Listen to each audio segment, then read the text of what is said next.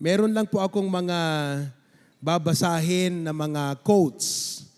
Hindi pa po ito preaching ha. Basa lang muna ako ng quotes. Ano daw ang mas masakit? Yung in-unfriend ka sa FB o yung iniwan ka ng akala mong best friend mo? Sabi pa, ang tunay na kaibigan, di lang good morning ang chat, nagpapautang din ng load. A man once said, I have 4,000 friends on Facebook, but no one to help me move my couch. Social media has redefined friendship. You can have thousands of friends online, but still feel completely alone in real life. Let us not allow social media to define the real essence of friendship. You can have friends in Facebook, but enemies and haters in real life. Meron ba sa inyo ang tinutukoy ng point na ito? May mga kaibigan kayo sa Facebook, pero sa real life, inaaway ka. Galit sa'yo. At inggit sa'yo. True friendship is not measured by likes, by shares, or emojis. It is tested by loyalty, by love, and faithfulness. Jesus Christ wants to be your friend. Yes, we don't see Him, but He will work unseen, but will do great things in the seen part of your life. He also wants you to be the kind of friend He would be. Kaya ngayong umaga, nais ko pong ibigay sa inyo ang mensahe na akin pong pinamagatang, the friend you need and the friend you should be. Everybody, let's read the theme together. The friend you need and the friend you should be. Malamang, marami kang kaibigan, pero ang aking ibabahaging mga characteristics ay dapat ito yung hanapin mong, o ito yung kaibigan na kailangan mo. Marami kang gustong kaibigan, pero ito ang kailangan mong kaibigan. There are friends you want to go with, but this is the friend you need to go with in your life. On the other hand, as I give to you the points, this is also the kind of friend we ought to be as believers of the Lord Jesus Christ. There are 5 marks of a true friend. 5 na katangian o dapat nating makita sa isang totoong kaibigan. And at the end of this message, we will see how Jesus is the greatest friend of all. Number 1, the friend you need and the friend you should be. Number 1, a true friend is compassionate. A true friend is compassionate. Naasi, naayat, naluknang tipuso na, nga tumulong. Pakitingnan mo ngayong katabi mo, are you my friend? What is compassion? What is compassion? Compassion is love in action. Love in action. Hindi lang niya ipinapahiwatig na mahal ka niya, pero may ginagawa siya dahil mahal ka niya. That is compassion.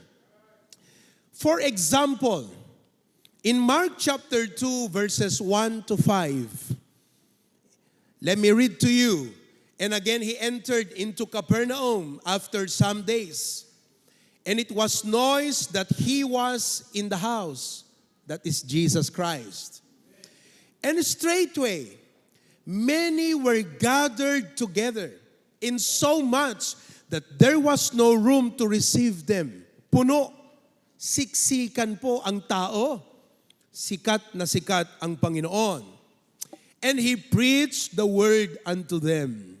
Verse 3, and they come unto him, bringing one sick of the palsy, which was born of 4.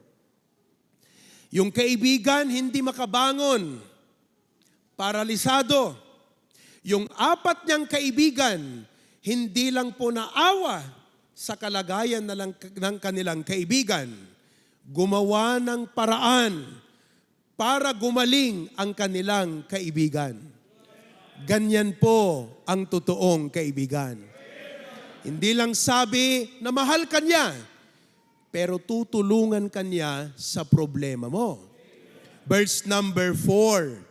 When they could not come nigh unto him for the press, they uncovered the roof. Grabe, no? Alam nyo, hindi sila makapasok sa pintuan kasi may tao roon. Hindi sila makapasok sa bintana dahil may nakaupo rin doon. Sabi nila, hindi pwede na hindi natin siya mailapit kay Kristo. Siya lang ang pag-asa. Once in a lifetime ang chance na ito. Kailangan nating mailapit kay Kristo. Kaya po nag-isip sila ng paraan.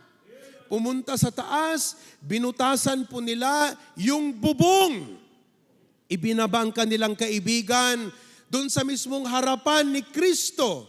At alam mo ang sabi ng Panginoon sa verse number 5, when Jesus saw their faith, hindi po yung pananampalataya nung may sakit, kundi yung pananampalataya ng kaibigan para sa kanilang kaibigang may sakit. He said unto the sick of the palsy, Son, thy sins be forgiven thee. Pinagaling ni Kristo, tumayo yung tao. Ano po ang nakikita natin dito? Ang totoong kaibigan, listen, a true friend, do not only sympathize, they strategize. A true friend does not only sympathize, they strategize. Sapagkat kung sympathy lang, hindi pa po yun compassion. Kung ang compassion is love in action, mahal yung kaibigan, mahal niyang kaibigan niya. Kaya nais niyang tulungan. Hindi lang po niya nais tulungan ito, kundi gagawa ng paraan para matulungan niya ito. That's a true friend. Yung bang wala siyang pamasahe, pero gusto mong isama sa church, ikaw na ang nagplete para sa kanya. Yan po ang totoong kaibigan. Amen po? Yung bang, yung katabi mo, wala pala siyang pamasahe pa uwi. O kung may pera, kulang. Dahil mahal mo siya, natanong mo, may pamasahe ka ba o pa uwi? Pag-itanong nyo nga yung mga katabi nyo.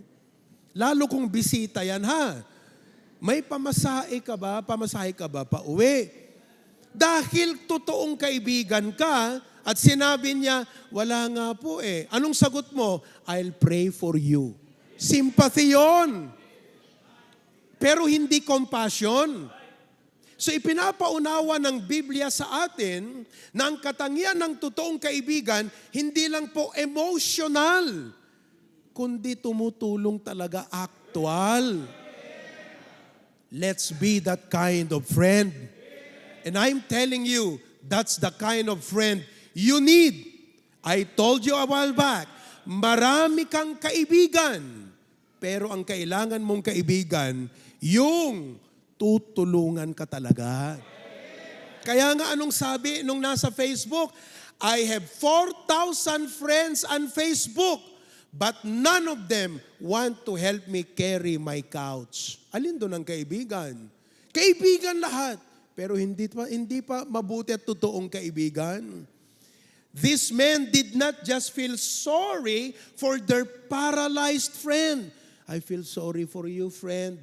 They carried him. Ngayong linggo, bilang isang mabuting kaibigan, find someone you can help. Someone who you believe cannot repay you. Be a friend to someone, not only to people you like to go and hang around with. Be a friend by helping someone this week. They did not just say, I'll pray for you.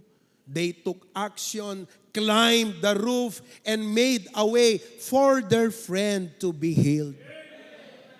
We have another example, the Good Samaritan in Luke chapter 10, 25 to 37.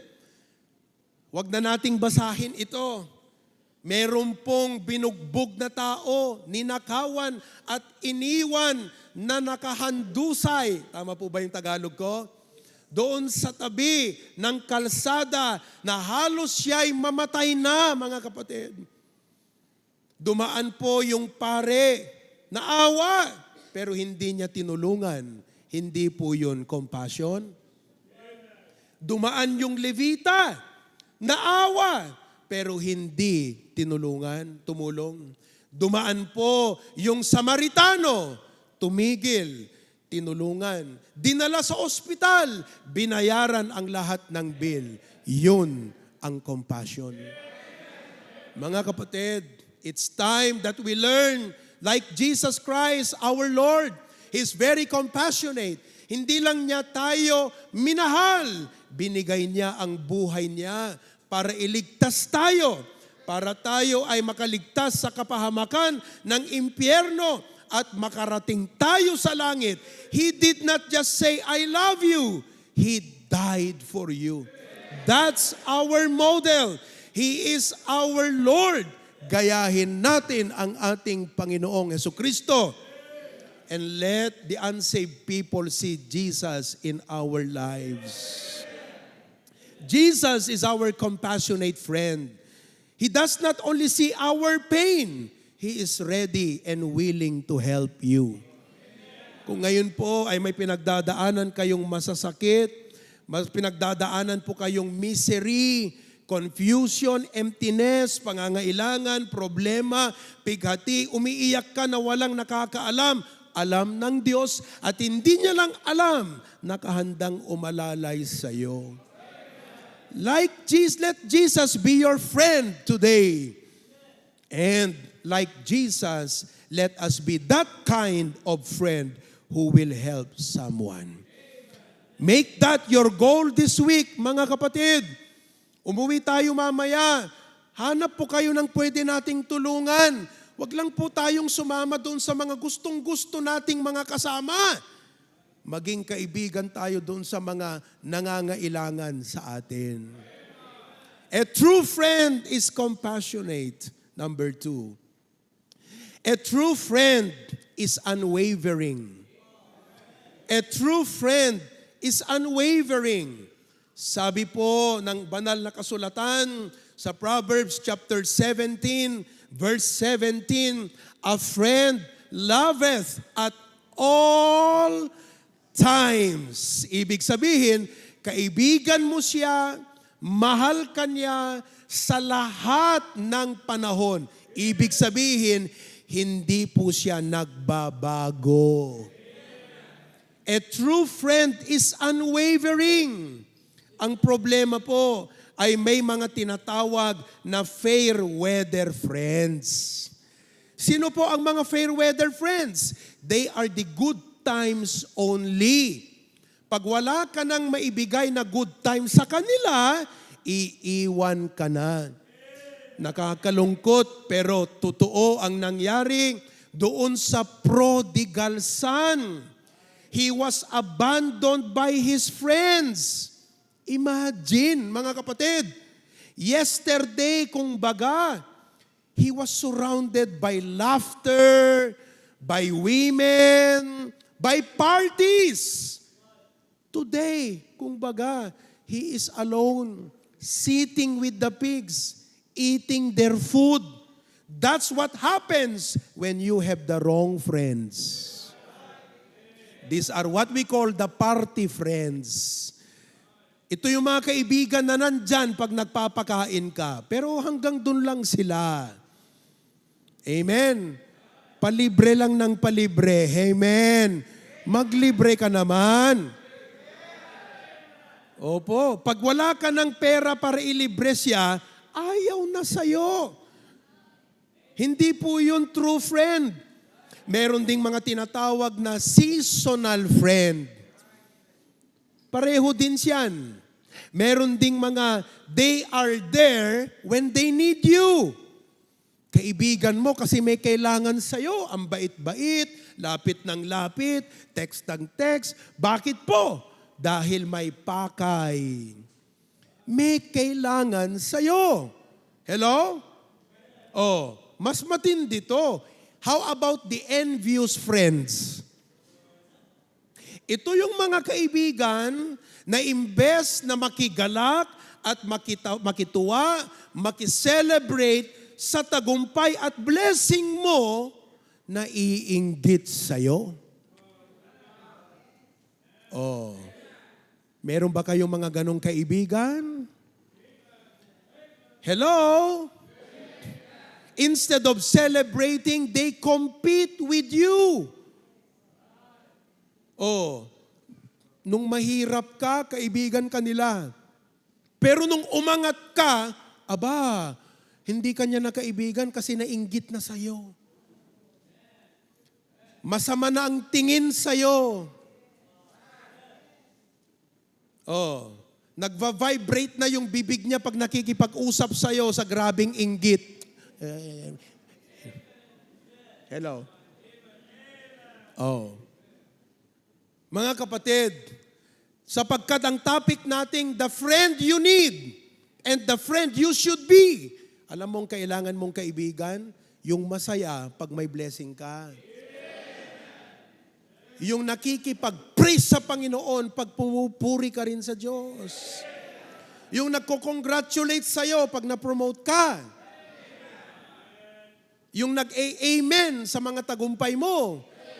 Hindi yung pagka nag-post ka ng blessing sa Facebook, ewan ko pa paano niya, hindi niya ma-comment kasi po ang mukha niya nakalibbi.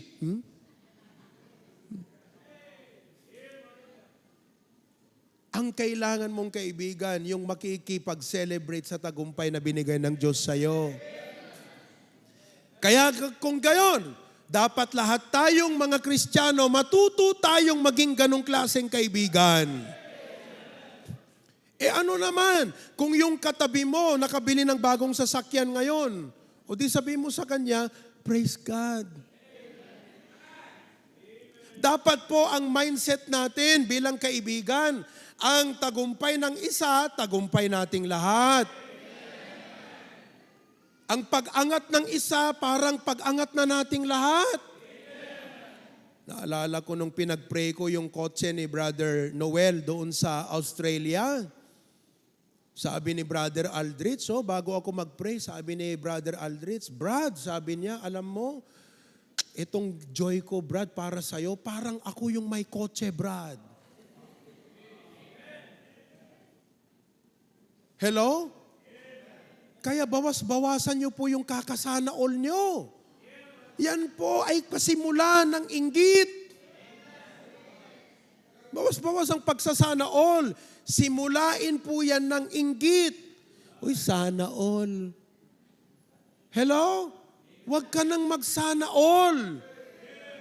Anong sana all? Pinauso kasi yan ng mundo. Hindi tayo taga-mundo, hindi standard natin ng mundo. Kaya hindi ka magsasana all. Sabi mo lang sa kanya, I rejoice with you. Alam mo, itong bagong bahay mo, kapatid, feeling ko parang ako din ay may bagong bahay. Ganyan ako kasaya para sa'yo, Brad. Oh, amen? Hira, pag nakita mo yung katabi mo, bago yung sapatos. Bago yung sapatos niya o baka bago lang yung medyas? Di ba? Oh, bagong motor. Kaya ako po, pag nag-dedicate dyan, pag sinabi, Pastor, pwedeng magpa-pray over ako ng sasakyan, dapat lahat tayo nandun. Amen. Eh, paano naman kasi, Pastor? Parang lagi na lang silang pinagpapala. Ako hindi. Alam ko ba hindi ka pinagpapala? Inggitera ka eh. Kung kailan matututo kang makiselebrate sa blessing ng Panginoon sa iba, baka doon ka ibibless ng Panginoon. Oh. Amen? You see that? Ano pa? Ang problema po, nagbabago ang kaibigan. Pagka pinagpala ka, inggit na sa'yo. Ang iba nagbabago. Bakit? Forgetful friends. Wala namang Alzheimer's to, mga kapatid. Wala naman po siyang amnesia, hindi naman nauntog. Pero nakakalimot. Some tend to forget their friends when they rise in life. Baliktad naman to. Yung kanina, ikaw yung pinagpala, nainggit siya, nagbago. Ito, siya yung umangat, nalimutan ka. Alam mo, ang totoong kaibigan, hindi lang po sa hindi nakakalimot, tumutulong pang umangat ka. Ibig sabihin, ganito po. Kaya madalas ko pong sinasabi at binabanggit ito pag ako po'y nagpipreach sa mga pastor. Katulad po ng ganito, sabi ko sa kanila, pag kinukwento ko po ang HBBC natin, yung buildings natin na binigay ng Panginoon, di siyempre yung mga pastor, sabi mo, grabe, overwhelmed sila. Alam niyo po ang sinasabi ko? Sabi ko, ako po ay natutuwa na binigyan kami ng Panginoon ng ganitong blessing. Pero, sa totoo po, sa puso ko, mas matutuwa ako kung lahat tayo pagpapalain ng ganon. Hala nga dapat sikalat na ragsak mo ta. Dapat ti pusom, amin kayo umangat. Hindi yung, ikaw lang yung dapat umaangat at sila pobre palagi. Dapat o lahat tayo umangat.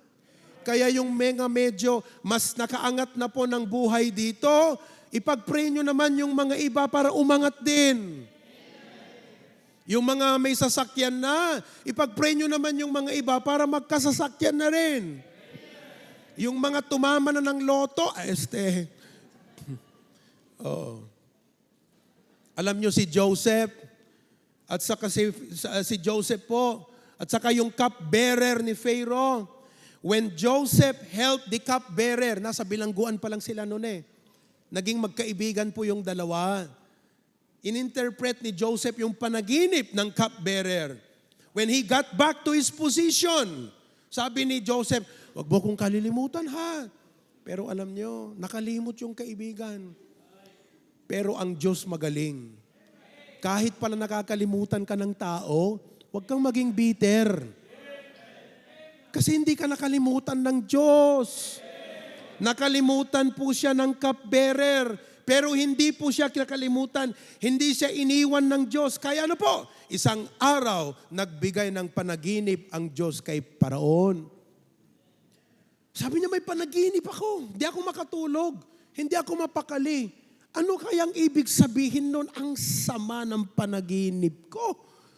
Ngayon, itong cupbearer, sabi niya, ako, pambira na, may kasalanan ako. Nakalimutan ko yung kaibigan ko. Pero sabi niya, hindi pa huli ang lahat. Babawi ako sa kaibigan ko. Pero may kaibigan ako doon sa bilangguan noon. Ay, naku, sabihin ko sa'yo. Naku, ang talino ng batang yon. Kaya niyang ininterpret. Alam mo yung interpretation niya sa dream ko? Nagkatotoo. Kaya ito, cupbearer mo na. Cupbearer ako ulit sa'yo. Sabi nung Pero, tawagin mo nga. Ayun, inilabas si Joseph, binihisan. To cut the story short, umangat si Joseph. Ang punto po, kahit nakakalimutan ka ng tao, don't become bitter. Ito na nga yung ito sinasabi ko, ito yung preaching ni Pastor. Ito yung mga kaibigan na umangat lang, nakalimutan ka eh. O ano ngayon? Masamang loob mo, bitter ka, hateful ka. Alam mo ang bitterness, parang umiinom ka ng lason na gusto mo yung tao ang mamatay. Yan po ang bitterness. Kaya alisin niyo po ang bitterness at hatred sa puso niyo dahil umiinom kayo ng lason na you wish yung hate, yung kaguram nga tao, isut matay, ngam di mo matay, si kamot ti matay, kasi inumom di lason. Hello? Oh, ang dapat mong alalahanin, kahit nakalimutan. Sino po sa inyong nakalimutan? Naka-abroad, nalimutan ka na. Naka-abroad na yung barkada mo, nakalimutan ka. Naka-abroad na yung classmate mo, nakalimutan ka na. Tapos nung umuwi, oy, batch ko nam ijay say morkat, huyo, kung kunahan na ano ba yan? Oh, ay pambihiro naman tong batch. So, nakatikim lang ng dolyares, nakalimot na sa akin. Huwag ka sumama ng loob. Kasi kahit po makalimutan ka ng tao, hindi ka makakalimutan ni Kristo. Oh, yun ang greatest comfort eh. Yun yung isang point ng preaching natin ngayon eh. Amen. Oh, Jesus is the friend who never leaves, who never forgets. Jesus is the friend who sticks closer than a brother. He doesn't leave you in hardship. Sapagkat He runs to the brokenhearted. Sabi ng Psalms 34 verse 18, pakinggan po ninyo, the Lord is nigh unto them that are of a broken heart. And save such as be of a contrite spirit. Bakit po? Sapagkat naranasan po niya ang maiwanan. He knows what it is like, what it feels to be abandoned, to be betrayed, itaksil, to be broken, masaktan. Kaya kapatid, ang pinakamaganda, magsimula ka ng friendship hindi sa tao, sa Panginoon. Kung nagsimula ka ng friendship sa tao na wala kang relasyon sa Panginoon, one day, mabibigo ka rin.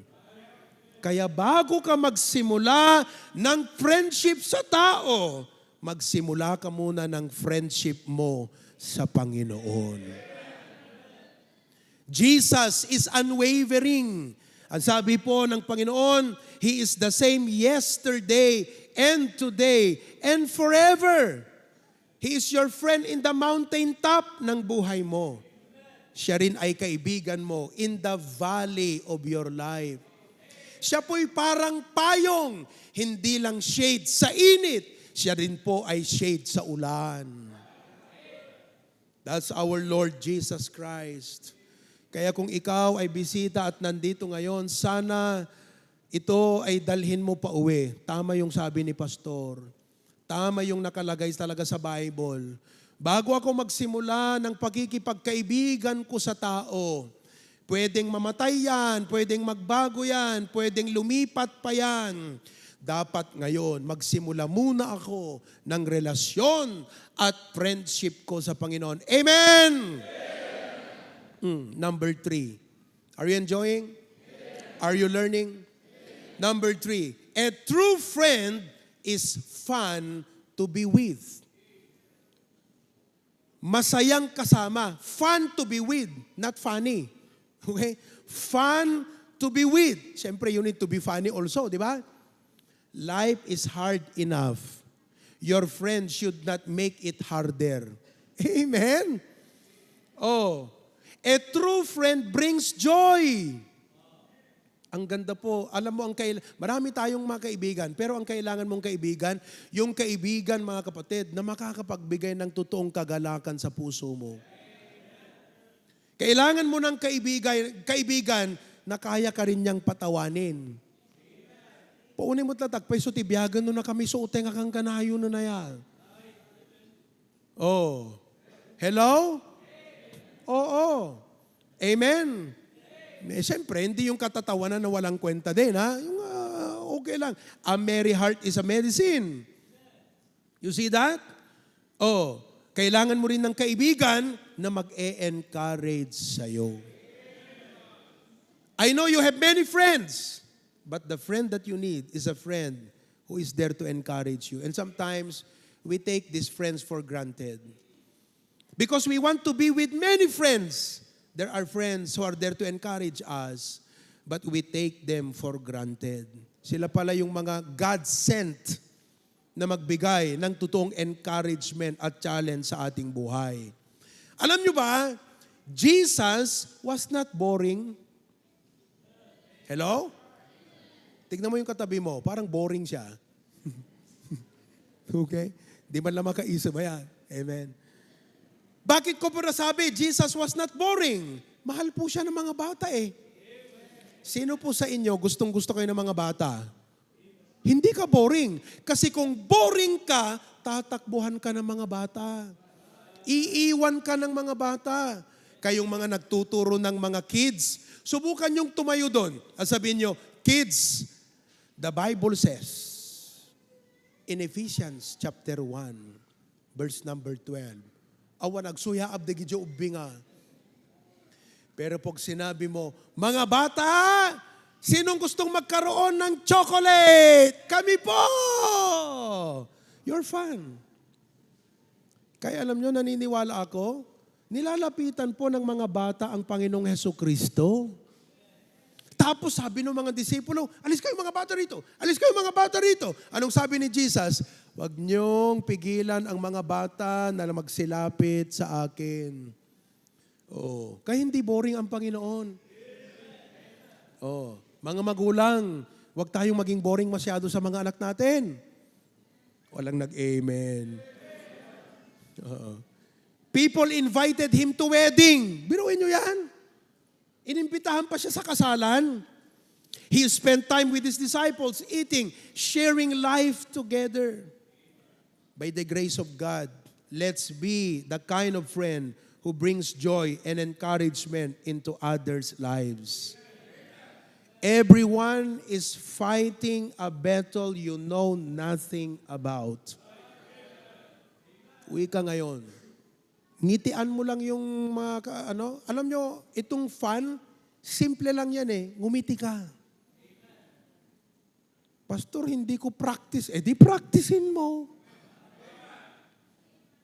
Oh, umiiyak ka ba ngayon? Ay hindi pastor. Eh bakit nung pinanganak ka umiiyak ka? Eh ba't yun hindi ka na umiiyak? Kasi pastor, na-practice kung hindi na umiyak. O di practicein mo rin ngumiti.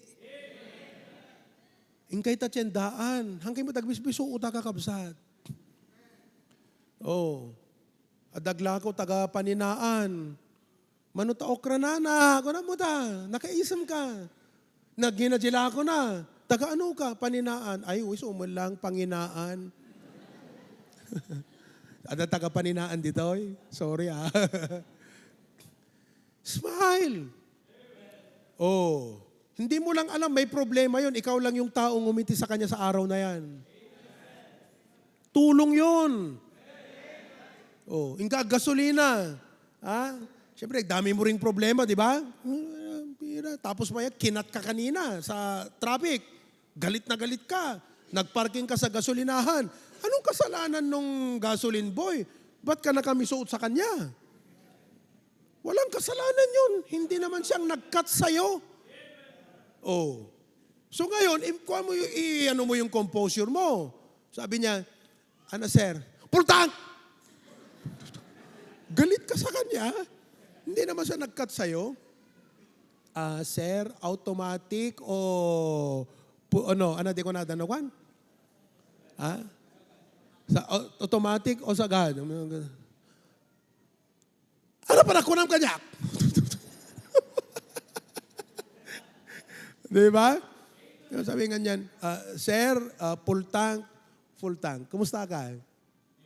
May pag-ganun ka. Amen? Oh, sir, okay lang, sir. Oh. Alam nyo, may mga times na pag ako nagagasolina, binibigyan ko ng tip yung gasoline boy. Oh. Pagka kayo ay nag-restaurant, bigyan nyo ng tip yung nag-serve. Fun. That is fun. You are planting joy in an environment of joy in their life. Bukan natin pastor, pag ganun ako ka-generous, di mo ubusan ako? Kaya hindi dumadami yung blessing mo, hindi mo binamimigay. Pamigay mo. Para palitan ng Diyos yan. There is he that scattereth and yet increaseth. There is he that withholdeth more than is meet, but it tendeth to poverty. Oh, he is fun to be with. Amen. Oh, may idea na po kayo, ha? Oh, next, number 4. A true friend, teka nga, mag-review muna tayo. Nalimutan natin yung first 3. Basahin natin yung point number 1. A true friend is compassionate. Number 2, a true friend is unwavering. Number 3, a true friend is fun to be with. Number 4, a true friend is honest and real. Oo, honest and real. Ang sabi po ng Proverbs 27 verse 6, faithful are the wounds of a friend, but the kisses of the enemy are deceitful. Alam mong ibig sabihin ng faithful are the wounds of the friend? Ito yon. Alam kong marami kang kaibigan na pumupuri sa'yo, pero kailangan mo rin ng kaibigan na magko-correct sa'yo. Ay, ayaw ko yan. Bakit? Nire-rebuke ako. Ay, nako, kailangan mo yung ganong kaibigan. Hindi lang yung kaibigan na puro puri sa'yo. Hanggang sa flatteries na lang yon. Anong ibig sabihin ng flattery? Yung puri, flattery. Ano Ilocano flattery? Ayun, panangpasablog. O, parang ganon. Panangpaspasablog. Oh, tonto ka, grabe. Oh, talaga? Oh, yeah, oo. Pero pag yung lumapit sa'yo, alam mo, kailangan baguhin mo yung ugali mo. Ayaw kita. Oh. Hello? Kaya, marami tayong kaibigan, pero you need a friend who cares for you enough, who will tell you what you need to hear, not just what you want to hear. Di ba marami tayong mga totoong kaibigan na ating sinat off sa buhay natin kasi one time, they wanted to help us by correcting us. We did not want to be corrected. So we shut the door on them. And we wanted to be surrounded by friends that flatter us. Brethren, you need a friend who will correct you. If you have friends who do not challenge you, you don't have friends, you have fans. Kung panay puri sa'yo, fans yan. Kasi hindi ka man lang i-challenge eh. Kaya nga, dito sa church, sana sa puntong ito, ma-realize at ma-recognize po nyo, kaibigan nyo si pastor. Kahit minsan, yung mga sinasabi niya, masakit sa'yo. Kahit minsan ang mga paalala niya ay nakaka-offend sa'yo. Pero dapat sabihin mo, Lord, tama naman yung sabi ni pastor eh. Huwag kang gumaya doon sa hari sa Bible. Sinabihan siya, sabing ganyan eh, bakit hindi ka mag-consult doon kay prophet? Alam mo, sagot ng hari, ay ayaw ko yan. Lahat na lang ng ko sa kanya, sinasabi ko sa kontrabida. Alam mo, minsan, kung sino yung nagko-correct, feeling mo kontrabida ng buhay. Kontrabida kasi may gusto ka, pero mali. Ngayon sasabihin niya yung mali, ang label mo kaagad sa kanya, kontrabida. Kapatid, hindi kontrabida yon, friend yon. Oh, baka meron po sa inyo, kontrabida ang tingin nyo sa akin. Mga young people, kaya post ng post kayo, tsaka sin by, accept, kunana. May i-accept ni Pastor Proby. Yung iba, hindi na nagpapakonsult kay pastor. Bakit? Kukontrahin na naman ni pastor to. Oh. Malay mo, makarinig ka ng input na gano'n. Something for you to think about and pray about. Amen. You see that? Oh. As an example, Jesus encouraged Peter, but He also rebuked him when necessary. Oh. God comforts us, but He also corrects us. Amen po ba? Are your friendships built on truth or just empty compliments? Are you a friend who speaks the truth in love?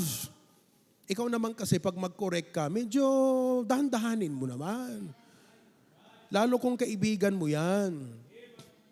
Alam niyo po yung strategy na sinasabi namin, yung sandwich. Bread, palaman, bread. Ganito ang tip pag nag-correct ka. Kapatid, alam mo, pambira, nakaka-bless ang buhay mo, kapatid. Kasi palagi ka nang nag-church. Amen? Oh, palaman. Pero alam mo, nakita kita minsan ganito eh. Alam mo, tinuro ni pastor kasi yan sa atin. Makakahadlang sa growth mo yan. Bread! Huwag kang mag-alala, kapatid. I'm praying for you. Oh. Amen! Parang hamburger. May tinapay, may palaman, tapos tinapay uli. May mayonnaise pa. May coleslaw pa. May ketchup pa. May talong pa. Ano pa ang gusto niyo idagdag doon? Kamatis. Oh, you see? Amen. Mga kapatid, let's develop that kind of environment and culture in our church. Okay? Last, number 5. Amen. Oh, sayan yung last ha. Number 5. A true friend pushes you toward God. A true friend pushes you toward God. Ulitin ko na naman ha. Marami tayong mga kaibigan, pero alam mo, ang kailangan mong kaibigan, yung ipupush kanya sa Diyos. Do you have a friend like that? Do you have a friend like that? Alam nyo, kayong mga bisita, I'd like for you to know, the person who invited you here is that kind of friend. Han naka-insungsung. No may panggap ti apo ti nang isungsungan naging ka, kaya't mon ti may isungsung. Ngam no linuluko ti nang isungsungan naging ka, hamo kaya't ti may isungsung. Dapat. Amen ba? Amen. Oh. Do you have a friend who is pushing you to God? Kung wala kang ganyang kaibigan, you need that kind of friend. I mean, on a day-to-day life, you have friends, you call it colleagues sa trabaho. You have friends who are your classmates doon sa eskwelahan. You have friends, you call it neighbor. Yung mga kamarites mo. Neighborhood. Bigbigat ka dadadta. Yeah, tutungtong. You're your friend. You have friends, you call it your business partners. And all of these are objective friends. But you know, the friend that you need, a friend who will push you to God. Meron ba kayong ganong kaibigan? Kaya po dito sa church, dinevelop natin ang discipleship program. Dahil po ang discipleship program, yung isang kapatid, magiging kaibigan doon sa isang kapatid upang aalalayan niya, tutulungan niyang lumakad sa kanyang buhay Kristiyano. He's a friend who will push another friend to know God more, to know the Bible more. Be that kind of friend as well. Amen po ba? Let's be that kind of friend. I mean, let's not just be a friend who enjoys fun. Let's be a friend, mga kapatid, to someone who needs na maipush natin sa Diyos. Yung kinanta po ng choral kanina, people need the Lord. Alam nyo, yung mga classmates nyo, they need a friend who will invite them to church. You are that friend. Yung mga kasama nyo sa trabaho, they need a colleague who will invite them to church. And if you are a member of this church and you're a child of God, I would like to encourage you today. You are their friend, mga kapatid. Be a true friend to them. Pag sinabi nila, pag ikaw ay tinatawag nila, oy friend, oy friend, oy friend. Ano pa yung tawag ng iba? Oy bes. Oy shish. Oy broad. Oh, buddy. Ano pa yung tawagan? Pag ganun ang tawag sa'yo, kapatid, accountability mo yan. Tinuring ka nilang kaibigan, dapat maging totoo kang kaibigan sa kanila. At magiging totoo kang kaibigan sa kanila pag inilapit mo sila sa Diyos. Hanggat hindi mo ginagawa yan, hindi ka pa totoong kaibigan sa kanila. Magpakatotoo ka na. Amen po ba? Sabi ng Proverbs 27:17, a true friend sharpens you spiritually. Iron sharpeneth iron. Sharpeneth the countenance of his friend. Some friends will pull you away from God. Tama. And that's why Christians, you have to be careful with that. May mga kaibigan na isudat rason nga maya dayo ka ti Apo. Sila yung mga dahilan bakit napapalayo ka sa Panginoon. At bilang Kristiyano, you have to be mindful of that. Amen po. Oh, you see?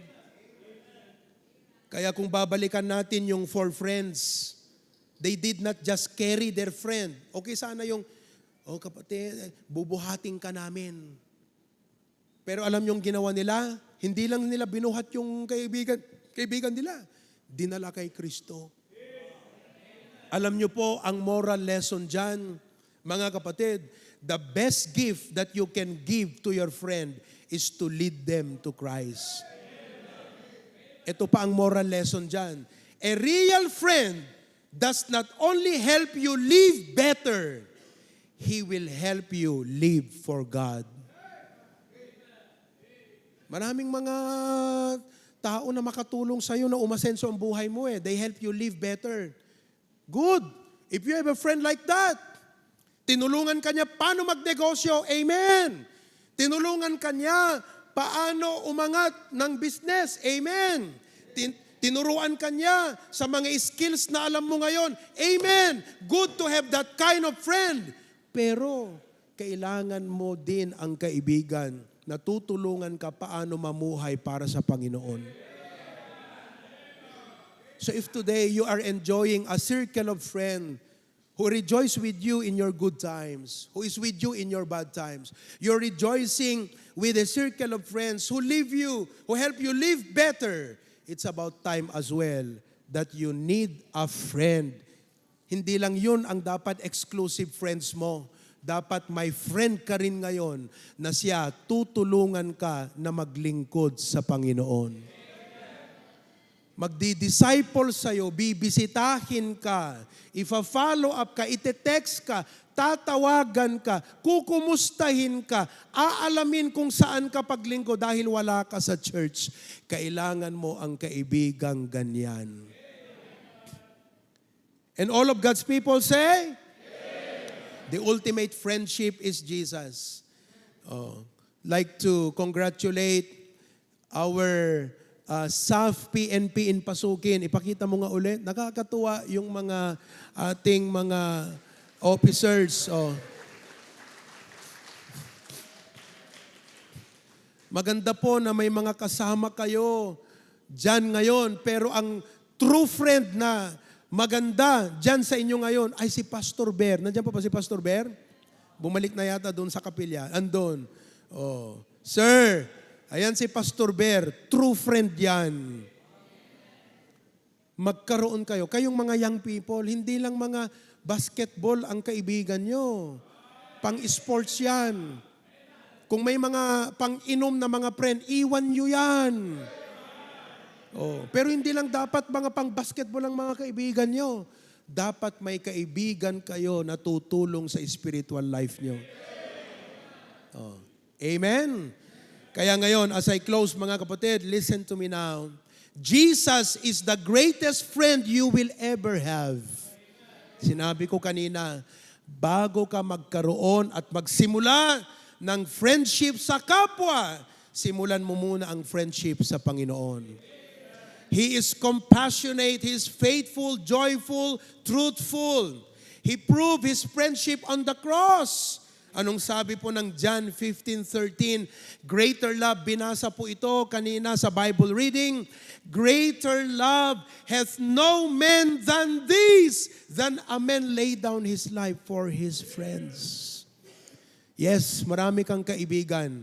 but none of them will lay down their lives to save your soul. Jesus Christ gave His life, died on the cross, sacrificed for us to be saved. Kasi po ganito yan. Ang goal ng Diyos sa atin ay langit. Ngayon, para ma-achieve ang goal ng Diyos na langit, may procedure po na dapat mangyari. Ano po yun? Yun po yung process of salvation. And Jesus was willing to go through the cross because He is the only solution para tayo makaligtas. Kasi po, hindi natin maabot ang langit. May nakabara. Ang nakabara ay kasalanan. Sabihin mong mabuti kang tao, amen. Sabihin mong religyoso ka, amen. Pero may nakabara. Hindi ka maligtas sa sarili mong gawa. Hindi ka maligtas ng relihiyon mo. That's why God gave His Son Jesus, because that's the only way para ma-achieve yung goal ng Diyos na langit para sa atin. Binayaran ni Kristo sa cross. Kaya ngayon, ang invitation ng Diyos ay ito. Come to Jesus Christ. Ang sabi ng Bible, Him that cometh to me, sabi ni Kristo, ang lalapit, sino mang lalapit sa akin, hindi ko siya ipagtataboy. Ngayong oras na ito, ganito dapat ang maging panalangin mo. If you're watching, sa mga bisita, sa mga sir natin dyan sa PNP, sa mga nanonood sa Facebook at sa YouTube, ganito ang dapat prayer mo ngayon, kaibigan. Sabihin mo, Panginoong Diyos, na-recognize ko na ako ay makasalanan at kailanman hindi ko kayang hugasan ang kasalanan ko.